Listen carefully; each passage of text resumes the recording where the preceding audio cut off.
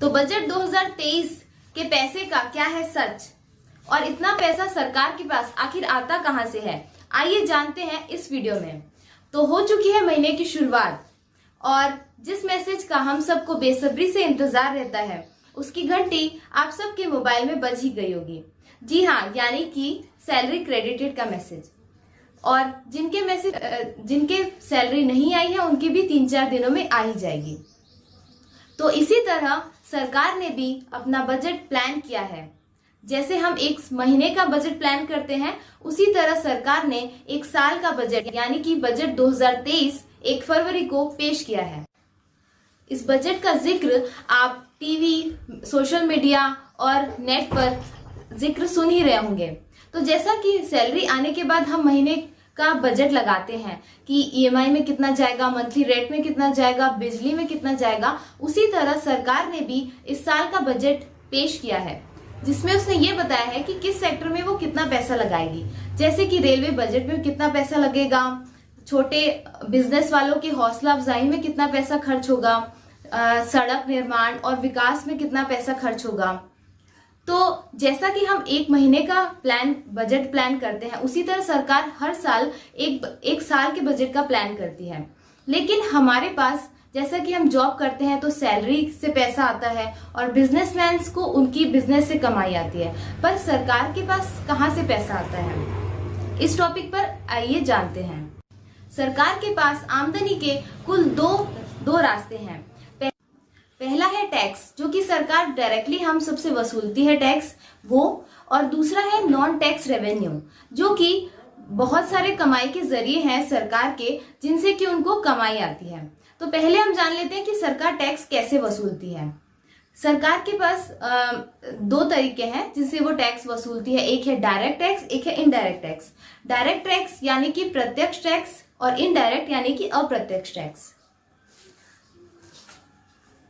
Direct tax में वो tax आता है जैसे कि इनकम टैक्स, जो डायरेक्टली सरकार के खाते में जाता है, और इनडायरेक्ट टैक्स उसको कहते हैं जो कि हम देते तो कहीं और है पर वो ज्यादा सरकार के ही खाते में है।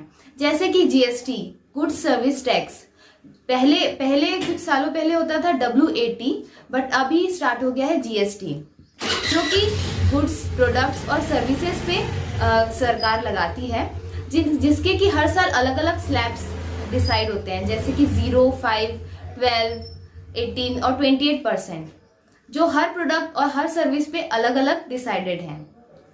दूसरा है नॉन टैक्स रेवेन्यू। जैसा कि आपको याद होगा, कुछ साल पहले रेलवे का बजट अलग से पेश किया जाता था। तो रेलवे के बजट में हर साल कुछ पैसे की कमी रह जाती है, जिसके लिए वो सरकार से कर्ज लेती है, और सरकार उसको इस कर्ज के एवज में इंटरेस्ट और जीएसटी लेता था, जिससे कि सरकार की कमाई हो जाती थी। दूसरा, जैसा कि हम 2G, 3G, 4G, 5G services हमारे मोबाइल में आती है, तो हमारे मोबाइल तक उस नेटवर्क को पहुंचने के लिए बहुत सारे प्रोसेस से गुजरना पड़ता है, जिसमें कि पहला स्टेप होता है स्पेक्ट्रम की नीलामी का, स्पेक्ट्रम खरीदने का। तो जो स्पेक्ट्रम की नीलामी का जो टेंडर दिया जाता है वो सरकार को मिलता है, और जिससे जितने पैसे और जितना टैक्स आता है वो भी सरकार के खाते में आता है। साथ ही कोयले की खदान की नीलामी का भी पैसा सरकार को जाता है। मिल्स की खदान की नीलामी का भी पैसे सरकार को ही जाते हैं। साथ ही PSU यानी कि पब्लिक सर्विस अंडरटेकिंग, ये वो कंपनी है जिनका की मालिकाना हक सरकार का होता है, और इससे मिलने वाले प्रॉफिट्स जो भी रहते हैं वो सरकार के खाते में जमा होते हैं।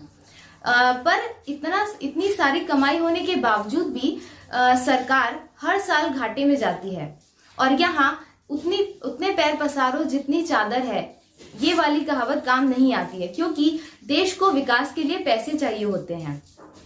तो आखिर ये पैसों की पूर्ति सरकार कहाँ से पूरा करती है, तो हम आपको बताते हैं कि और पैसे के क्या क्या जरिया है जिससे कि सरकार ये पैसों की आपूर्ति को पूरा करती है। तो वो है कर्ज लेकर। तो ये कर्ज कहाँ से सरकार लेती है, किस प्रकार लेती है, वो भी हम आपको आगे बताते हैं। तो वो है फॉरेन कमर्शियल बैंक्स, जिनसे कि सरकार कर्ज लेती है और जिनका इंटरेस्ट बहुत ही ज्यादा होता है।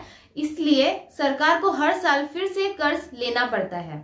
और कमाई का एक और जरिया है सरकार का कि सरकार बॉन्ड्स बनाती है, जिसमें कि आम आदमी भी बॉन्ड्स में पैसा लगाता है, जिसमें कि कुछ पैसे की एवज में सरकार लोगों को कुछ समय बाद इंटरेस्ट के साथ पैसा वापस करती है। तो इससे भी सरकार की कमाई होती है।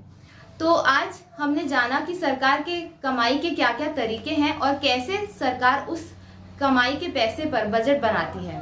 अगर आपको ये वीडियो अच्छा लगा तो कमेंट में हमें ज़रूर बताइए और वीडियो को लाइक शेयर सब्सक्राइब ज़रूर करिए। बने रहे गूंज लैब के साथ। नमस्कार।